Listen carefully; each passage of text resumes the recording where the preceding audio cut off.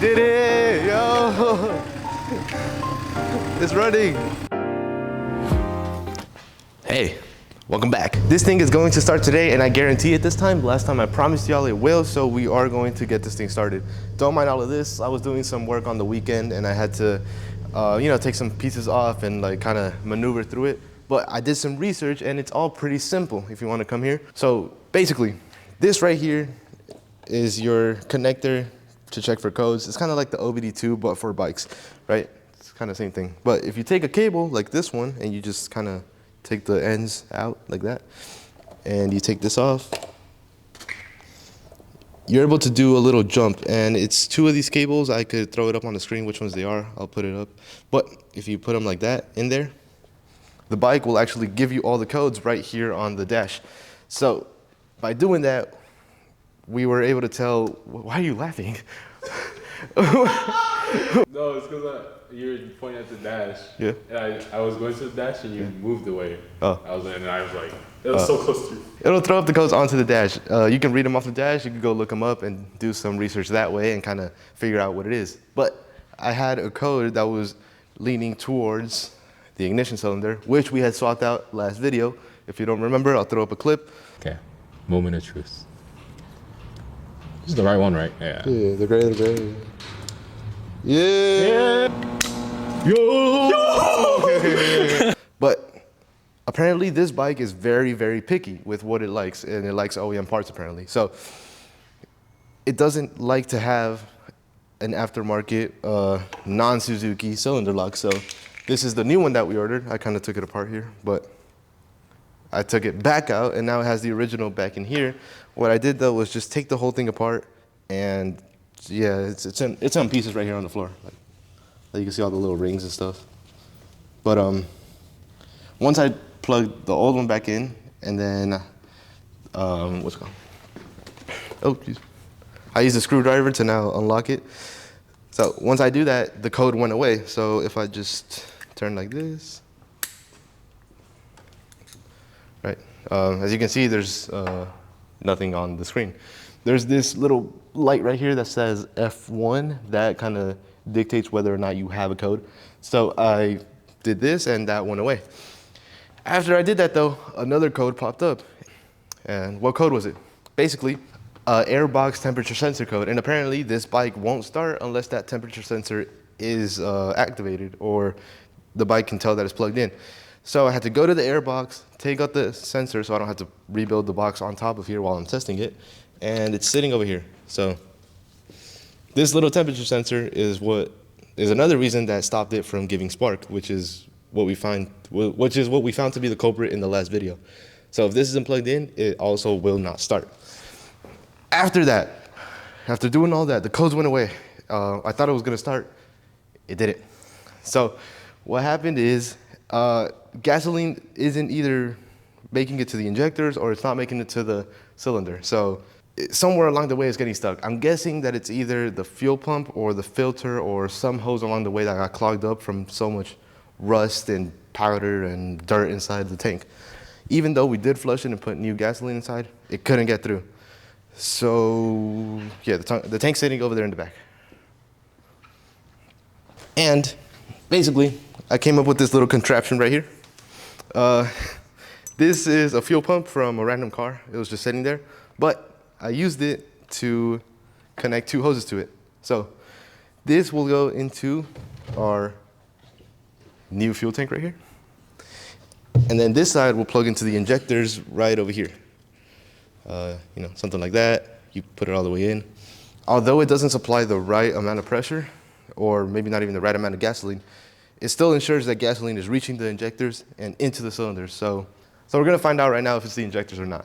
Once I plug this in, it should, it still has gas in it. It should still start.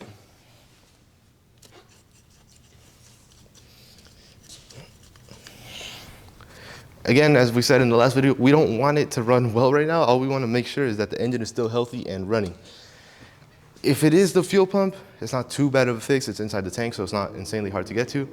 And if it's the fuel filter, then even better. All you have to do is switch out that little filter. Okay, so now that we ran through everything, let's actually try it. First things first, just open this. to get some fumes going, you know. Means this is the outlet, so we have to plug this into the bike itself, right, like so.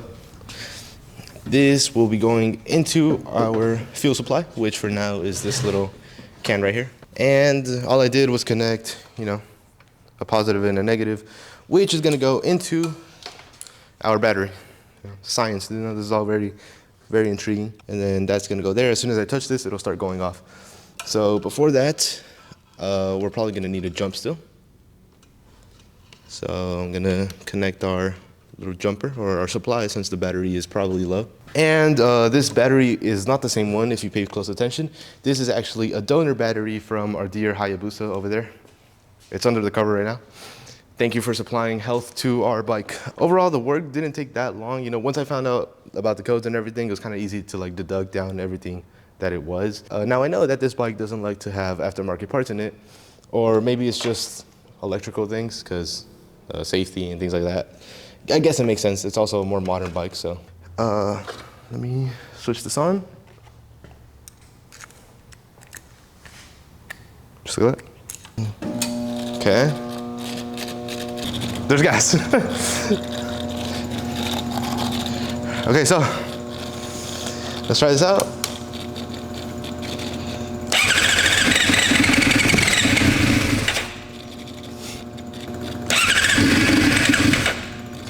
Yo.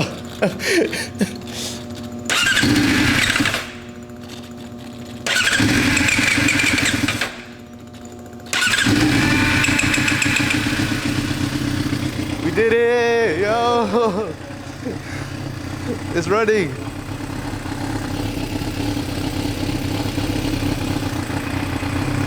We did it, bro. Apparently this bike will let you start without a fuel pump connected, but it won't let you start without a temperature sensor connected. I don't know why, but that's the thing. It's actually like running steadily though. It doesn't even sound bad. Like, engine sounds pretty healthy too.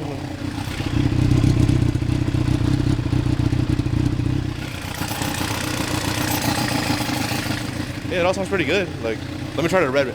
If I rev it, I know it'll turn off right now because it's still like, still very cold, but yeah. But let me shut it off because this thing doesn't have any sort of coolant right now, so we don't want any overheating issues. We confirmed it starts though. It smells like burnt oil and stuff, you know. It's probably never circulated in the past 8 years. Well, not even probably, it hasn't. So now what we have to do is actually find out what parts it needs, go through everything, and get a full list and actually get an estimate, you know, start adding things to carts, going to the websites, and then just adding up all the numbers, all the dollars, to see what it will take to get this thing back to a running, you know, regular state. Which realistically, it's almost everything but the engine and the frame. So I'll see y'all at the desk, and we're gonna start adding some numbers up, see how it goes. And we're at the desk. So this is what the bike should look like, or what it did look like at some point when it was new. I like the yellow and the black. I think that's the colorway I would want to go with. Black looks nice as well, but I really like the yellow and black. I think yellow is a very Suzuki color. That's just how it's always been. All right, this is gonna take a little while, so I'm gonna look for reservoirs, calipers, tires. We need tires, and maybe a couple other things that I'll forget. So we're gonna cut, and then I'm gonna come back to you once we have the full list and the totals, so we could talk about it. And we're back. So our total estimate here is up to $26.92, which 2,600 isn't horrible. You know, we could round that up and say, we could round that up and just say 3K flat, just in case we need to spend a little more. But even at 3K, I think that this is still worth it. You know, I'm doing it for the video, so like the work we do and the videos, it's not really a waste of time.